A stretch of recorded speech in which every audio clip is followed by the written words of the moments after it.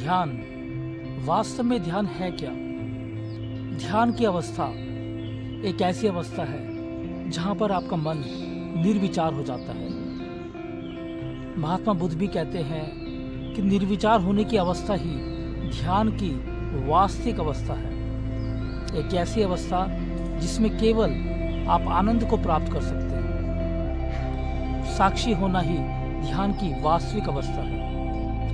साक्षी को श्री कृष्ण जी ने भी गीता में बताया है कि किस प्रकार तुम अपने मन के कर्मों के साक्षी बन सकते हैं। आधुनिक समय में मनुष्य तनावग्रसित है। इस वजह से वो ध्यान की गलत विधियां अपना रहा है। बहुत बार उसे सही मार्गदर्शन नहीं मिलता। मैंने अक्सर देखा है कि लोग ध्यान की अवस्था में गलत तरीके से उतरते हैं।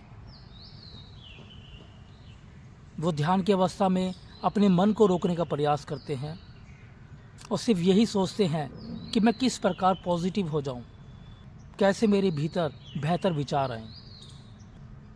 और विचारों को रोकने का जो ये प्रावधान है, ये सरासर गलत है। महात्मा बुद्ध कहते हैं कि तुम विपस्सना का ध्यान अपनाओ। विपस्सना अर्थात मात्र देखने का सूत्र। अपने विचारों को देखने का सूत्र चुपचाप एक जगह पे बैठना है और अपने भीतर चलते हुए विचारों को देखना है। ऐसे देखना है जैसे कि कोई भीड़ चली आ रही है और आपको एक दृष्टा बन जाना है, एक ऑब्जर्वर बनना है जो लगातार विचारों के आने और जाने को देख रहा है बिना किसी भाव के। जैसे जैसे आपके भीतर देखने का प्रभाव गहरा होगा, आप एक शून्यता की अवस्था को हासिल करेंगे।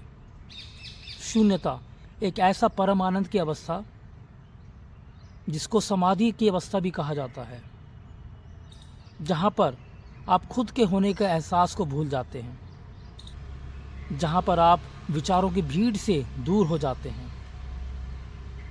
सिर्फ देखने वाला रह जाता है, देखने वाला जिसको हम साक्षी कहते हैं।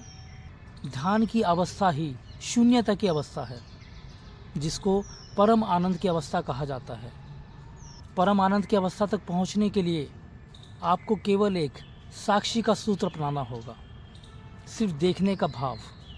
फिर ये जो साक्षी का सूत्र है, आप अपने जीवन के किसी भी हिस्से में कर सकते हैं, कभी भी कर सकते हैं।